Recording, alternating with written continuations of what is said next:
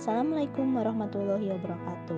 Kami kelompok 5 dari kelas usaha yang beranggotakan Maida Ariwani, Vina Nurul, dan Risa Nur Indriani akan memaparkan mengenai fungsi manajemen kelas dan hasil dari penelitian lapangan yang telah kami laksanakan. Ini saya akan menjelaskan tentang latar belakang. Latar belakang salah satu kegiatan yang penting untuk mencapai tujuan pembelajaran. Agar tujuan pembelajaran dapat tercapai dengan baik oleh siswa, guru perlu dilaksanakan kegiatan pembelajaran yang sebaik mungkin. Sebelumnya kegiatan pembelajaran ini dilakukan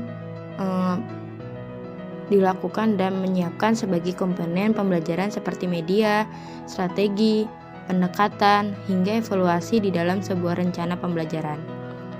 Hal ini bertujuan agar pembelajaran yang dilaksanakan oleh guru dapat berjalan sesuai dengan yang diharapkan dan guru dapat menyampaikan materi pembelajaran dengan mudah. Namun, dalam implementasinya, selain menyiapkan rencana pembelajaran yang strukturnya, guru juga perlu untuk mengolah kelas dengan baik sehingga perencanaan pembelajaran yang sudah disiapkan tapi dapat dilaksanakan sesuai dengan yang diharapkan. Pengolahan kelas yang efektif adalah syarat bagi pembelajaran yang efektif juga. Oleh penanggung jawab kegiatan pembelajaran dengan belajar sebagaimana yang diharapkan untuk dapat mengolah kelas dengan baik, guru perlu memahami konsep pengolahan dan berbagai prinsip-prinsip disebut untuk membahas lebih jauh terkait fungsi, tujuan, dan juga prinsip-prinsip pengolahan kelas. Topik pembahasan di sini ada 3, yaitu yang pertama fungsi manajemen kelas, yang kedua penelitian lapangan, dan yang ketiga ada solusi rekomendasi. Apa itu manajemen kelas? Manajemen kelas adalah segala usaha yang diarahkan untuk mewujudkan suasana belajar mengajar yang efektif dan menyenangkan serta dapat motivasi siswa untuk belajar dengan baik sesuai dengan kemampuannya.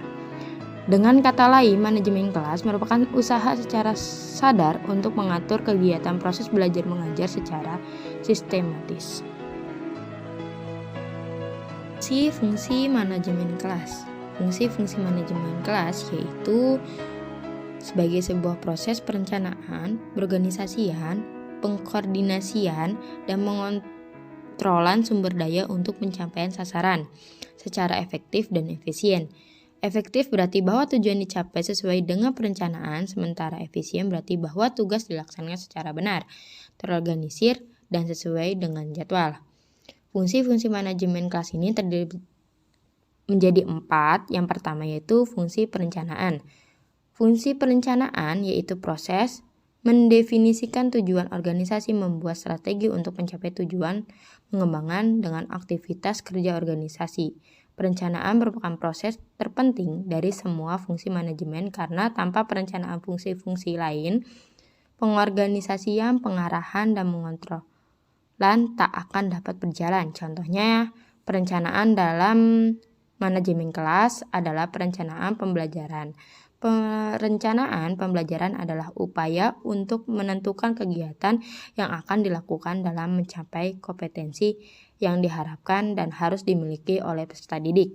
Kedua, fungsi pengorganisasian, proses untuk menyangkut bagaimana strategi dan taktik yang telah dirumuskan dalam perencanaan desain dalam sebuah struktur organisasi yang tepat dan tangguh, sistem dan lingkungan organisasi yang kondusif dan dapat memastikan bahwa semua pihak dan organisasi dapat bekerja secara efektif dan efisien guna mencapai tujuan organisasi. Yang ketiga, fungsi pengarahan dan implementasi.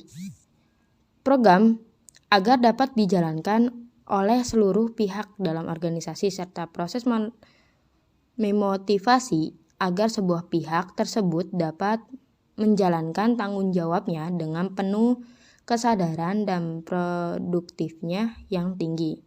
memberikan arahan dalam konteks manajemen kelas, yaitu usaha seseorang guru dalam memberikan petunjuk dan bimbingan kepada siswa agar terhindar dari hambatan dalam belajar. Hambatan belajar dapat berasal dari faktor inter dan ekster siswa. Arahan yang diberikan dari guru diharapkan dapat mengurangi dan atau menghilangkan rasa takut gagal siswa dalam belajar.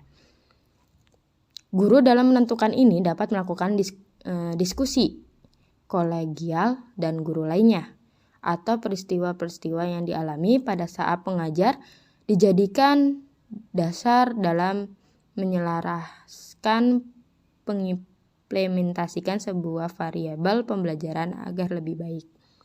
Yang keempat, fungsi pengawasan dan pengadilan. Proses yang dilakukan untuk memastikan seluruh rangkaian kegiatan yang telah direncanakan di organisasi dan diimplementasikan dapat berjalan sesuai dengan target yang diharapkan. Sekalipun sebagai perubahan terjadi dalam lingkungan dunia bisnis yang dihadapi, sudut pandangnya pengawasan dalam manajemen kelas lebih bersifat emik atau artinya mengutamakan penilaian dari guru terhadap kegiatan pembelajaran yang dilakukan. Berdasarkan hasil tersebut dijadikan acuan guru dalam menyusun rencana pembelajaran dan melaksanakan pembelajaran agar lebih baik. Evaluasinya, hasil belajar siswa menjadi dasar dalam mengevaluasi berhasil guru untuk pembelajaran.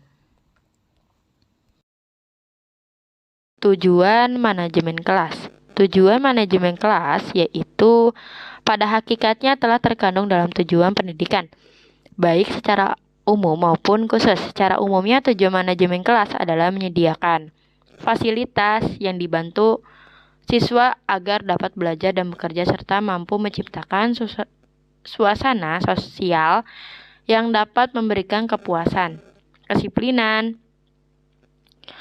mampu mengembangkan kognitif, efektif, dan inspirasi siswa. Kemungkinan dijelaskan juga tujuan dipelaksanakan menurut Sudirman 2007 dalam Asmara Indianti 2019 menjelaskan bahwa manajemen kelas bertujuan sebagai berikut. Yang pertama, mengupayakan pengajaran agar dapat dilaksanakan secara maksimal sehingga dapat mencapai tujuan pembelajaran secara efektif dan efisien.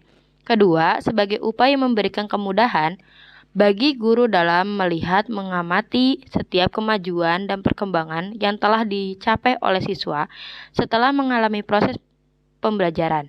Ketiga, memberi kemampuan bagi guru dalam mengetahui dan memberikan solusi atas permasalahan yang diberikan urgen untuk dapat diskusikan di kelas sebagai upaya melakukan berikan pengajaran di masa yang akan datang.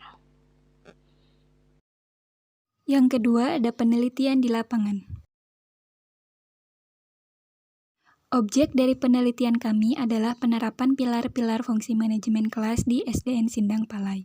Adapun subjek dari penelitian ini adalah guru kelas 6 SDN Sindang Palai, yaitu Bapak Ridwan Firdaus SPD.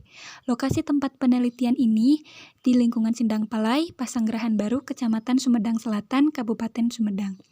Lalu untuk memeriksa keabsahan data yang diperoleh, kami menggunakan teknik triangulasi data. Yang pertama, wawancara. Sebelum wawancara dilaksanakan, kami membuat pedoman wawancara yang di dalamnya berisi daftar pertanyaan yang akan diajukan kepada informan. Yang kedua, telaah dokumen. Telaah dokumen yaitu pengambilan data yang diperoleh melalui dokumen-dokumen. Yang ketiga, sumber rujukan. Secara garis besar, ada 3 jenis sumber rujukan data. Yang pertama, orang, yaitu tempat peneliti bertanya mengenai variabel yang akan diteliti. Yang kedua, kertas, yaitu berupa dokumen arsip, pedoman surat keputusan, dan lain sebagainya. Lalu yang ketiga ada tempat, yaitu tempat berlangsungnya suatu kegiatan yang berhubungan dengan penelitian. Selanjutnya, kami akan membahas beberapa temuan di lapangan.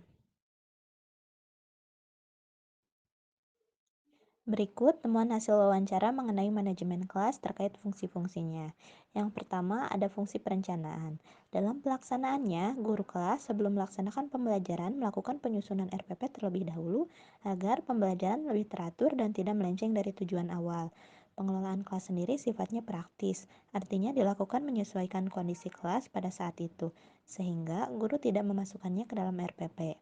Keahlian dalam mengelolaan kelas ini berhubungan erat dengan pengalaman atau jam terbang guru itu sendiri. Fungsi yang kedua yaitu pengorganisasian. Di SDN Sindang Palai, khususnya kelas 5, pengelompokan siswa dilakukan menyesuaikan kebutuhan dari pembelajaran. Pengelompokan ini biasanya dilakukan ketika metode yang digunakan adalah kooperatif yang membutuhkan kerjasama dan diskusi siswa dengan satu kelompoknya sekitar 3-4 siswa dengan setiap anggota yang memiliki perbedaan kemampuan akademis maupun latar belakang yang berbeda. Kemudian di kelas 5 SD Negeri Sindang Palai juga untuk pengaturan tempat duduk itu menggunakan formasi tradisional di mana siswa secara berpasangan duduk di meja dan menghadap papan tulis. Sejauh ini, belum ada perubahan yang signifikan dalam pengaturan tempat duduk. Jadi, siswa tetap duduk di bangku yang sama selama 1 tahun. Yang ketiga adalah fungsi menggerakkan. Untuk menggerakkan siswa di kelas, guru SD Negeri Sindang Palai memanfaatkan kegemaran siswa untuk membangkitkan semangat dan membangun suasana ceria. Untuk membangkitkan semangat ini, guru biasanya menyelingi pembelajaran dengan permainan dan menyanyi. Guru juga terkadang melakukan pembelajaran di luar kelas agar siswa tidak suntuk di dalam kelas. Fungsi yang keempat adalah pemberian arahan. Dalam pelaksanaannya, di dalam proses pembelajaran di SD Negeri Sindang Palai, terkadang ada beberapa murid yang keluar dari jalur dalam artian tidak mengikuti arahan guru dengan benar. Solusi yang dilakukan guru ialah dengan memberikan teguran atau peringatan secara langsung di dalam kelas. Adapun jika siswa tersebut berkali-kali mendapat teguran, maka guru akan berbicara dengannya secara pribadi untuk memahami sebab perlakuannya itu dan mencari solusinya. Fungsi kelima yaitu pengkoordinasian. Dalam praktiknya, untuk menjaga suasana kelas agar tetap efektif, SDN Sindang Palai masih memerlukan fasilitas serta teknologi yang lebih baik. Narasumber mengungkapkan bahwa pembelajaran masih kurang sentuhan iptek, sehingga media pembelajaran yang dapat digunakan pun masih terbatas. Fungsi terakhir yaitu fungsi pengawasan. Untuk menilai berhasil atau tidaknya pengelolaan kelas yang dilaksanakan di SD Negeri Sindang Palai, guru biasanya melihat ini dari hasil belajar siswa sendiri. Jika ada siswa yang mengalami penurunan nilai, maka guru akan mencari tahu masalahnya dan melakukan refleksi mengenai cara dalam mengajar. Guru juga mengungkapkan bahwa masalah yang tengah ia hadapi sekarang adalah pembulian, di mana seorang siswa diasingkan di kelas oleh seluruh teman sekelasnya hanya karena dia tinggal di daerah yang berbeda. Guru telah melakukan tindakan pertama yaitu melakukan pendekatan kepada siswa tersebut.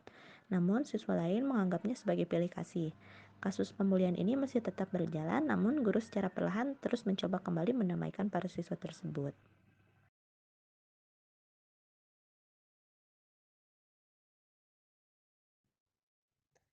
Permasalahan yang ditemukan diantaranya, yang pertama ada pembulian siswa yang berbeda domisili dicemooh oleh siswa lain yang mempunyai domisili yang sama. Langkah yang dilakukan guru di sini adalah pendekatan pribadi, namun hal ini menyebabkan kecemburuan siswa lain. Yang kedua adalah keramaian yang tidak produktif. Langkah yang dilakukan guru jika ada siswa yang mengganggu pembelajaran ialah memindahkan tempat duduknya agar lebih dekat dengan guru. Selanjutnya, media pembelajaran non-digital tidak tersusun dengan rapi karena memakan banyak ruang. Fasilitas digital pun belum memadai sehingga pembelajaran digital belum terlaksana. Selanjutnya ada solusi dan rekomendasi.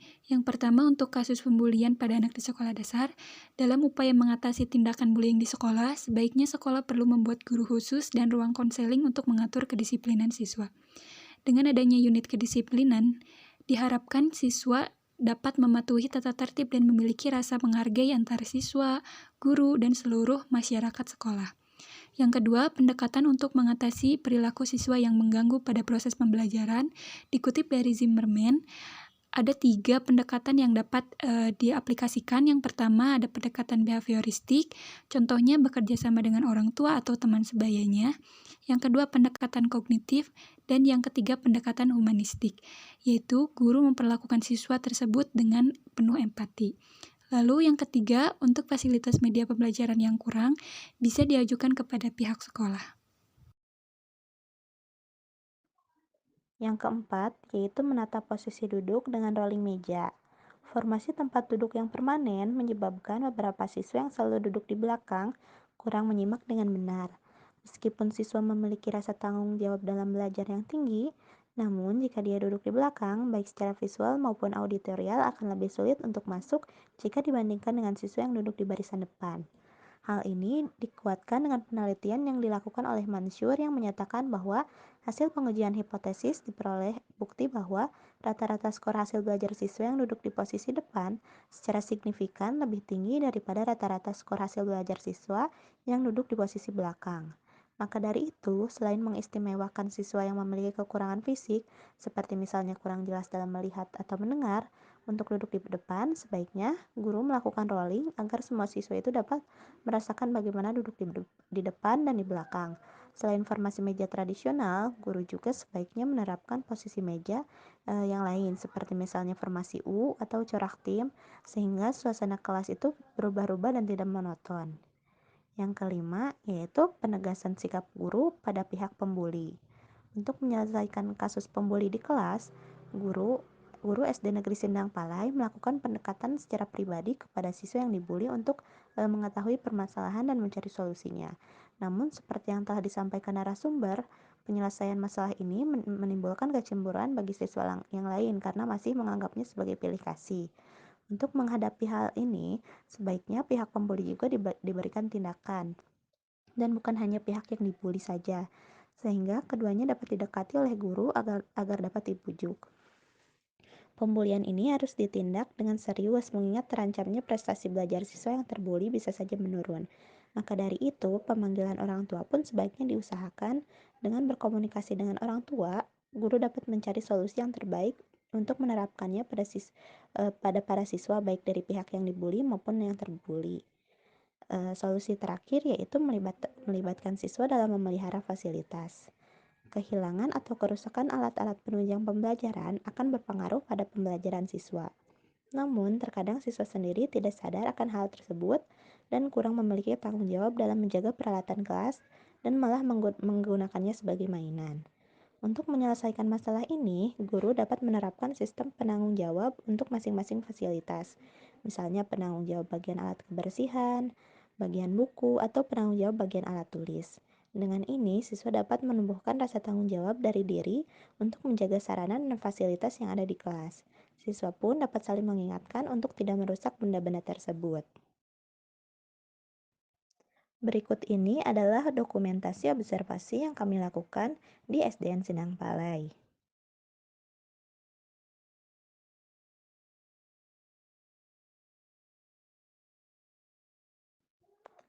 Sekian video penjelasan dari kami. Mohon maaf bila ada kesalahan dan terima kasih telah menyimak. Wassalamualaikum warahmatullahi wabarakatuh.